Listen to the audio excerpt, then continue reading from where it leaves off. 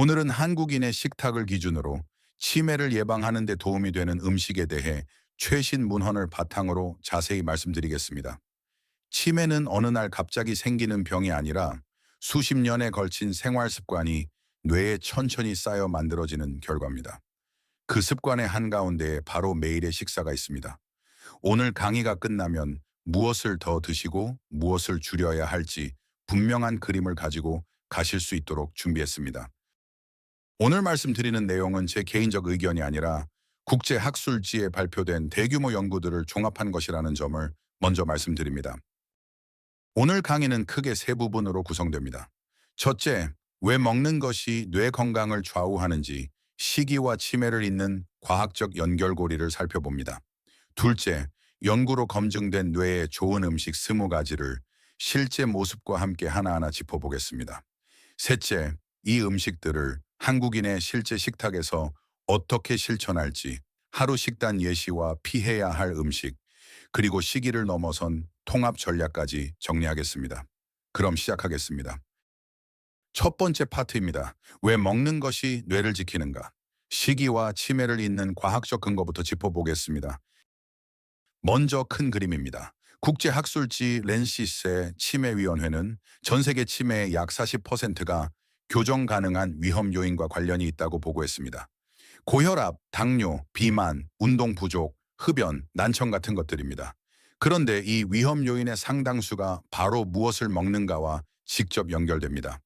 혈압과 혈당, 콜레스테롤, 몸속 염증 수준, 그리고 뇌로 가는 혈관의 건강까지 모두 식사에 영향을 받기 때문입니다. 실제로 식습관이 건강한 사람일수록 나이가 들며 인지 기능이 떨어질 위험이 유의하게 낮다는 것이 수많은 장기 추적 연구에서 일관되게 확인되고 있습니다. 다시 말해 치매는 운명이 아니라 상당 부분 우리가 매일 내리는 선택의 결과라는 뜻입니다. 그리고 그 선택 중 가장 자주 가장 오래 반복되는 것이 바로 식사입니다. 여기서 매우 중요한 원칙 하나를 짚고 가겠습니다. 치매 예방에서 한 가지 영양제만 먹으면 된다는 접근은 대체로 실패했습니다.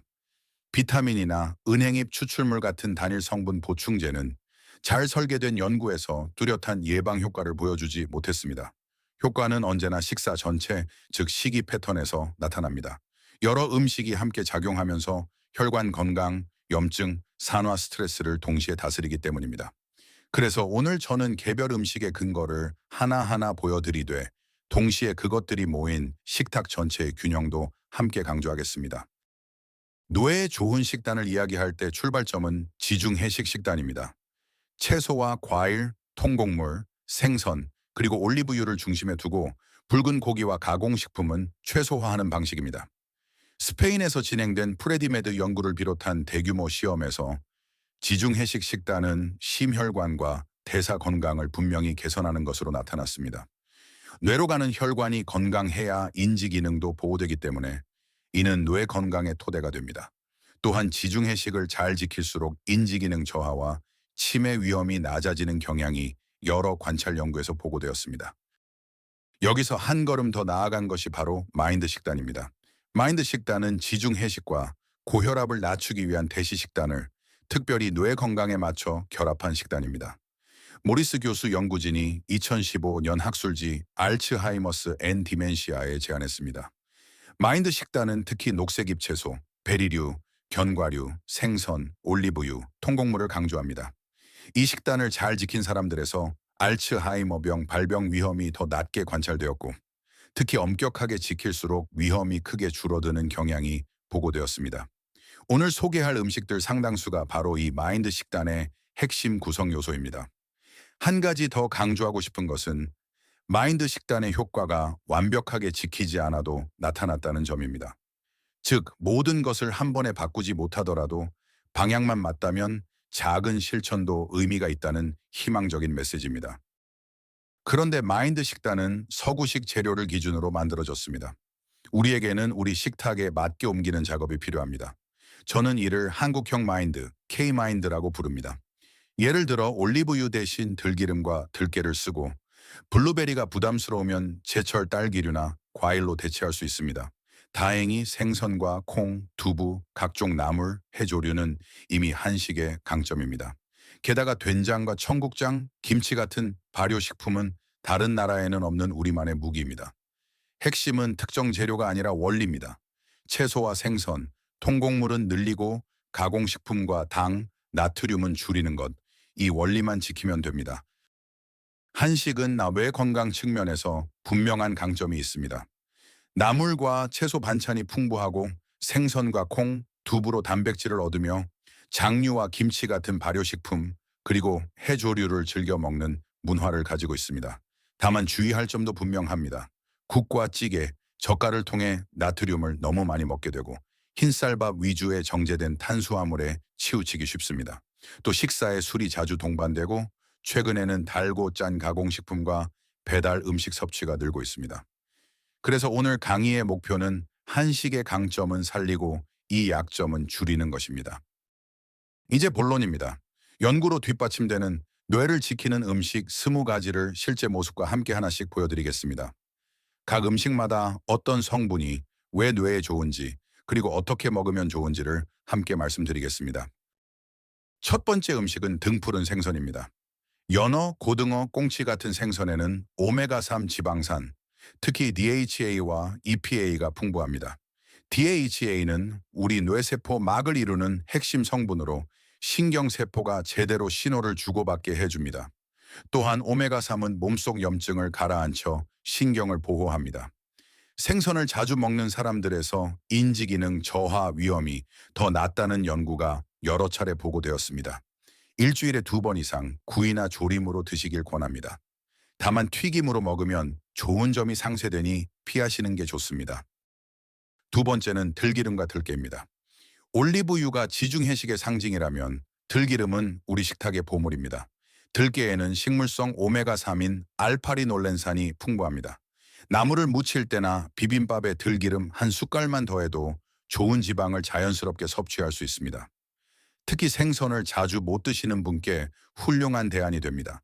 다만 들기름은 쉽게 산패되므로 소량씩 구입해 냉장 보관하고 빨리 드시는 것이 좋습니다. 세 번째는 견과류, 특히 호두와 아몬드입니다. 견과류에는 몸에 좋은 불포화 지방과 함께 강력한 항산화 비타민인 비타민 E가 들어있습니다. 이 성분들은 혈관을 건강하게 하고 나쁜 콜레스테롤을 낮추는 데 도움을 줍니다. 견과류를 꾸준히 먹는 것이 인지기능 보호와 연관된다는 보고도 있습니다. 권장량은 하루 한 줌, 약 28g 정도입니다. 단, 소금이나 설탕을 입히지 않은 생견과로 드셔야 효과를 온전히 누릴 수 있습니다. 호두는 생김새도 뇌를 닮았는데 실제로 뇌에 좋은 음식이라는 점이 흥미롭습니다. 보관할 때는 산패를 막기 위해 밀봉해 서늘한 곳이나 냉장고에 두시고 한 번에 많이 사기보다 자주 소량씩 드시는 것을 권합니다. 네 번째는 블루베리를 비롯한 베리류입니다. 베리의 짙은 보라색과 붉은색 색소에는 안토시아닌이라는 강력한 항산화 물질이 들어 있습니다. 이 성분은 뇌 속에서 산화 스트레스와 염증을 줄여 특히 기억과 학습에 관여하는 부위를 보호하는 것으로 생각됩니다. 베리를 꾸준히 먹은 사람들에서 인지 노화가 늦춰졌다는 연구도 보고되었습니다. 신선한 베리가 부담스러우면 냉동 베리도 좋습니다. 요거트나 견과류와 함께 드시면 훌륭한 간식이 됩니다. 다섯 번째는 녹색 잎채소입니다. 시금치, 케일, 그리고 우리에게 친숙한 깨씹 같은 아잎채소에는 엽산과 비타민 K, 루테인 같은 영양소가 풍부합니다. 사실 앞서 말씀드린 마인드 식단에서 가장 강조하는 항목이 바로 이 녹색 잎채소입니다. IP 채소를 매일 먹은 사람들의 뇌 나이가 그렇지 않은 사람보다 몇 살 더 젊은 수준으로 추정된다는 연구도 있습니다. 하루에 한 접시 이상 데치거나 나물로 부담 없이 드시길 권합니다. 한국인에게는 가장 실천하기 쉬운 항목이기도 합니다. 시금치, 케일뿐 아니라 우리가 흔히 먹는 아욱, 근대, 청경채, 상추 같은 잎이 채소도 모두 같은 효과를 기대할 수 있으니 종류를 다양하게 바꿔가며 드시면 더욱 좋습니다. 여섯 번째는 콩과 두부입니다. 콩은 양질의 식물성 단백질을 제공하면서 이소플라본이라는 항산화 성분을 함께 담고 있습니다. 이소플라본은 혈관 건강에 도움을 주는 것으로 알려져 있습니다. 무엇보다 콩과 두부는 뇌 건강에 부담이 되는 붉은 고기를 대신할 수 있는 훌륭한 단백질원입니다. 끼니마다 콩 음식 한 가지를 곁들여 보세요. 두부, 두유, 콩을 섞은 밥처럼 한식에는 콩을 먹는 방법이 무궁무진합니다. 일곱 번째는 청국장과 같은 발효콩입니다. 콩을 발효시키면 영양소의 흡수율이 높아지고 몸에 이로운 생리활성 성분이 늘어납니다. 최근 의학에서 크게 주목받는 것이 바로 장과 뇌의 연결, 즉 장로의 축입니다. 건강한 장내 환경이 뇌 건강에도 영향을 준다는 것이죠. 청국장 같은 발효식품은 장 건강을 돕고 혈관에 좋은 비타민 K2도 함께 제공합니다. 일주일에 한두 번 청국장찌개를 즐기시되 너무 짜지 않게 간을 맞추는 것이 핵심입니다. 여덟 번째는 녹차입니다. 녹차에는 카테킨, 특히 EGCG라는 강력한 항산화 성분이 들어있어 뇌 속 산화 스트레스와 염증을 줄여줍니다. 동시에 적당한 카페인이 각성과 집중을 도와줍니다. 실제로 녹차를 자주 마시는 사람들에서 인지 기능 저하 위험이 낮았다는 연구가 특히 동아시아 인구에서 보고되었습니다. 하루 한 잔에서 세 잔 정도가 적당합니다. 다만 카페인이 있으므로 수면을 방해하지 않도록 늦은 오후 이후에는 자제하시는 것이 좋습니다. 아홉 번째는 강황, 그리고 강황으로 만든 카레입니다. 강황의 노란 색소인 커큐민은 매우 강력한 항염, 항산화 작용을 가지고 있습니다. 실험실 연구에서는 커큐민이 알츠하이머와 관련된 아밀로이드 단백질에 영향을 줄 가능성이 주목받았습니다. 다만 사람을 대상으로 한 효과는 아직 더 많은 연구가 필요합니다. 커큐민은 그냥 먹으면 흡수가 잘 안 되는데 후추와 기름을 함께 먹으면 흡수율이 크게 올라갑니다. 카레는 이 두 가지를 자연스럽게 갖추고 있어 좋은 섭취 방법입니다. 열 번째는 토마토입니다. 토마토의 붉은 색소인 리코펜은 강력한 항산화 물질로 몸과 혈관 전반의 건강에 두루 도움을 줍니다. 흥미롭게도 리코펜은 생으로 먹을 때보다 익혀 먹을 때 흡수가 더 잘 됩니다. 그래서 토마토를 올리브유나 들기름에 살짝 익혀 드시면 효과를 높일 수 있습니다. 다만 설탕이 잔뜩 들어간 케첩 형태는 오히려 좋지 않으니 구분해서 드셔야 합니다. 11번째는 브로콜리를 비롯한 십자화과 채소입니다. 양배추, 콜리플라워도 같은 가족입니다. 브로콜리에는 설포라판이라는 성분이 있어 우리 몸의 항산화와 해독 작용을 돕습니다. 또한 풍부한 비타민 K는 인지 기능과 연관이 있다고 보고되었습니다. 영양소를 지키려면 너무 오래 끓이기보다 살짝 데쳐 드시는 것이 좋습니다. 십자화과 채소 전반이 뇌 건강에 이로우니 다양하게 즐기시기 바랍니다. 12번째는 마늘과 양파입니다. 마늘에 들어있는 황화합물은 항산화 작용과 함께 혈관 건강에 도움을 줍니다. 양파의 케르세틴이라는 성분은 항염 작용을 합니다. 이 두 가지는 혈압과 혈류를 개선해 뇌로 가는 혈액순환을 돕고 결과적으로 뇌를 보호하는 데 기여합니다. 다행히 마늘과 양파는 한식 양념의 기본이라 우리는 이미 매일 자연스럽게 섭취하고 있습니다. 좋은 습관을 이미 가지고 계신 셈입니다. 13번째는 달걀입니다. 달걀 노른자에는 콜린이라는 성분이 풍부합니다. 콜린은 기억과 학습에 관여하는 신경전달 물질인 아세틸콜린을 만드는 재료가 됩니다. 또 달걀은 양질의 단백질과 여러 영양소를 한꺼번에 담고 있는 훌륭한 식품입니다. 과거에는 콜레스테롤 걱정이 있었지만 건강한 사람이라면 하루 한 개 내외는 뇌 건강에 오히려 이롭습니다. 기름에 튀기기보다 삶거나 술안으로 드시는 것을 권합니다. 14번째는 통곡물입니다. 현미, 귀리, 보리 같은 통곡물은 흰쌀밥과 달리 혈당을 천천히 올려 뇌의 에너지 대사를 안정시킵니다.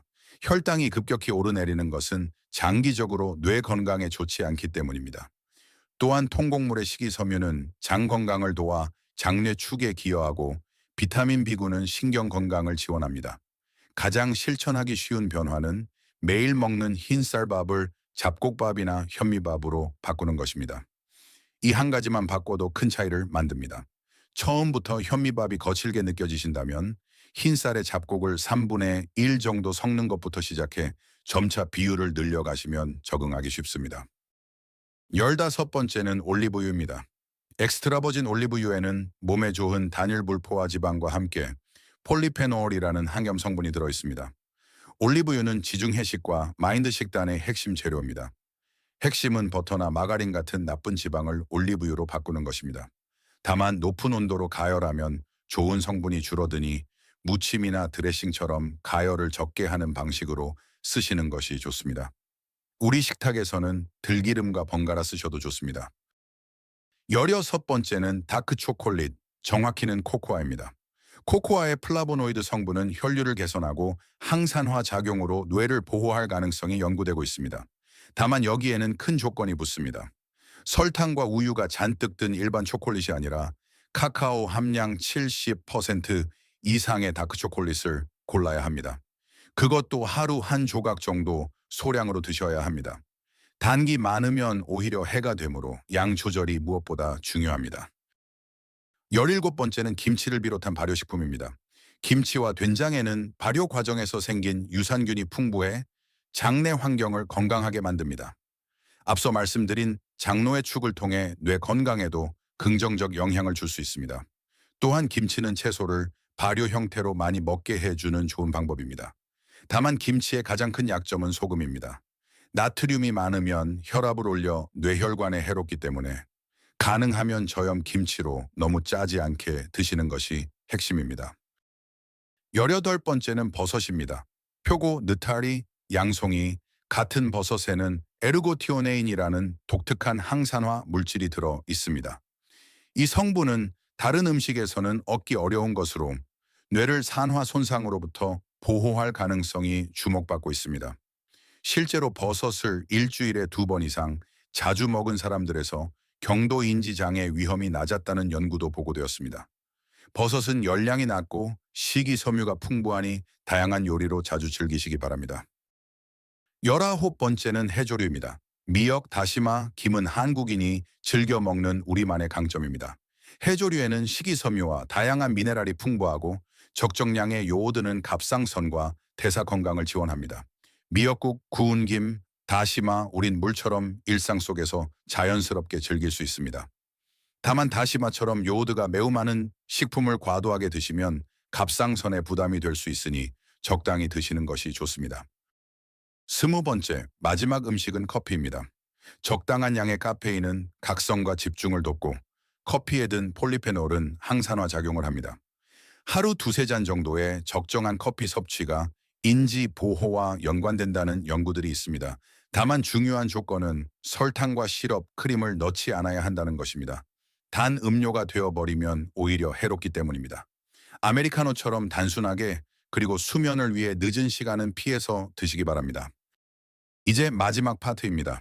지금까지 살펴본 음식들을 한국인의 실제 식탁에서 어떻게 실천할지 구체적인 하루 식단과 피해야 할 음식, 그리고 시기를 넘어선 통합 전략까지 정리하겠습니다. 말로만 들으면 막막하실 테니 실제 하루 식단으로 보여드리겠습니다. 아침은 현미밥에 미역국, 시금치 나물, 두부, 그리고 김으로 시작합니다. 점심은 잡곡밥에 고등어구이와 나물 반찬, 저염 김치를 곁들입니다. 오후 간식으로는 블루베리와 무염견과 한 줌에 녹차 한 잔이면 충분합니다. 저녁은 채소를 듬뿍 넣고 들기름을 두른 비빔밥에 청국장, 버섯볶음을 더합니다. 보시다시피 전혀 특별하거나 비싸지 않습니다. 오늘 소개한 음식들이 모두 우리에게 익숙한 한 시간에 자연스럽게 들어있습니다. 이것이 K마인드 식단의 핵심입니다. 좋은 음식을 더하는 것만큼 나쁜 음식을 줄이는 것도 중요합니다. 첫째, 짠 국과 찌개, 젓갈에서 오는 나트륨입니다. 나트륨은 혈압을 올려 뇌혈관을 손상시킵니다. 둘째, 정제된 당과 단 음료입니다. 혈당을 급격히 변동시켜 염증과 인지에 나쁜 영향을 줍니다. 셋째, 초가공식품과 배달 음식입니다. 트랜스 지방과 첨가물이 많고 영양이 불균형합니다. 넷째, 과도한 음주입니다. 술은 뇌세포에 직접적인 독성을 가지며 치매 위험을 분명히 높입니다. 다섯째, 붉은 고기와 가공육의 과도한 섭취입니다. 이 5가지만 의식적으로 줄여도 뇌 건강은 크게 달라집니다. 여기서 잠깐 스스로 점검해 보시기 바랍니다. 첫째, 녹색잎 채소를 매일 드시나요? 일주일에 6번 이상이면 아주 좋습니다. 둘째, 생선과 콩, 견과류, 통곡물, 베리류를 일주일 단위로 챙겨 드시나요? 셋째, 반대로 짠 국물과 단 음료, 가공식품, 그리고 과음을 잘 피하고 계신가요? 이 3가지 질문에 자신 있게 답할 수 있다면 이미 훌륭한 뇌 건강 식단을 실천하고 계신 겁니다. 부족한 부분이 있다면 오늘부터 하나씩 바꿔가시면 됩니다. 다만 한 가지 분명히 말씀드릴 것이 있습니다. 식이는 뇌 건강의 한 축일 뿐 그것만으로 충분하지 않습니다. 가장 강력한 효과는 통합 전략에서 나옵니다. 건강한 식사에 규칙적인 유산소 운동을 더하면 운동이 뇌 혈류와 신경 가소성을 촉진합니다. 여기에 책을 읽고 새로운 것을 배우는 인지 자극, 사람들과 어울리는 사회 활동, 그리고 충분하고 질 좋은 수면을 더해야 합니다. 마지막으로 혈압과 혈당, 그리고 의외로 중요한 청력까지 적극적으로 관리하는 것이 핵심입니다. 이 모든 것이 함께 갈 때 뇌는 가장 잘 보호됩니다. 핀란드에서 진행된 대규모 연구인 핑거 연구는 식이와 운동, 인지훈련, 혈관 위험 관리를 함께 시행한 그룹에서 인지 기능이 의미 있게 보호되었음을 보여주었습니다. 통합 전략이 단일 접근보다 강력하다는 것을 잘 보여주는 사례입니다. 과학을 다룰 때는 늘 정직해야 합니다. 오늘 소개한 근거의 상당수는 관찰 연구에 기반합니다. 즉, 특정 음식을 먹은 사람들이 더 건강하더라는 관찰이지 그 음식이 치매를 막는다는 것을 완벽히 증명한 것은 아닙니다. 상관관계가 곧 인과관계는 아니라는 점을 기억해야 합니다. 또한 어떤 개별 음식도 치매를 치료하지는 못합니다. 이것들은 예방적 도움이지 만병통치약이 아닙니다. 그럼에도 불구하고 여러 연구가 가리키는 방향은 놀라울 만큼 일관됩니다. 그리고 이런 건강한 식단은 뇌뿐 아니라 심장과 대사 건강에도 두루 좋으니 실천해서 손해볼 것이 전혀 없습니다. 오늘 강의를 4가지로 요약하겠습니다. 첫째, 한 가지 영양제가 아니라 식사 전체의 패턴이 뇌를 지킵니다. 둘째, 채소와 생선, 콩, 견과류, 통곡물, 발효식품을 늘리십시오. 다행히 이것들은 한식의 강점입니다. 셋째, 나트륨과 당, 가공식품, 과음을 줄이십시오. 이것이 우리가 고쳐야 할 한식의 약점입니다. 넷째, 식이의 운동과 인지활동, 수면을 더한 통합 전략이 가장 강력합니다. 이 4가지를 기억하신다면 오늘 강의의 핵심을 모두 가져가시는 겁니다. 한 가지만 더 당부드리면 완벽하게 하려다 지쳐 포기하기보다 오늘 할 수 있는 한 가지부터 꾸준히 이어가는 것이 훨씬 중요합니다. 뇌 건강은 단거리 경주가 아니라 평생에 걸친 마라톤이기 때문입니다. 네, 마지막으로 저희 병원의 접근을 잠시 소개드리겠습니다. 압구정인지 신경과 메디컬 센터에서는 정밀 인지 검사와 함께 피검사로 확인하는 바이오마커를 활용해 인지 문제를 조기에 발견합니다. 그리고 오늘 말씀드린 식이 원칙을 비롯해 생활 습관, 교정과 인지 중자에 같은 비약물 전략을 개인에 맞게 적용합니다. 필요한 경우에는 항체 치료나 재생의학 같은 최신 치료까지 단계적으로 연계해 근거에 기반한 개인 맞춤 관리를 제공합니다. 식이는 그 출발점이자 가장 든든한 기초입니다. 긴 시간 함께 해주셔서 감사합니다. 오늘 핵심은 단순합니다. 거창한 보충제가 아니라 매일의 식탁에서 한 끼의 작은 변화를 만드는 것. 그것이 수십 년에 걸쳐 뇌를 지키는 가장 확실한 방법입니다. 오늘 저녁 한 끼부터 흰쌀밥을 잡곡밥으로 바꾸고 나물 한 접시를 더해 보시기 바랍니다. 감사합니다.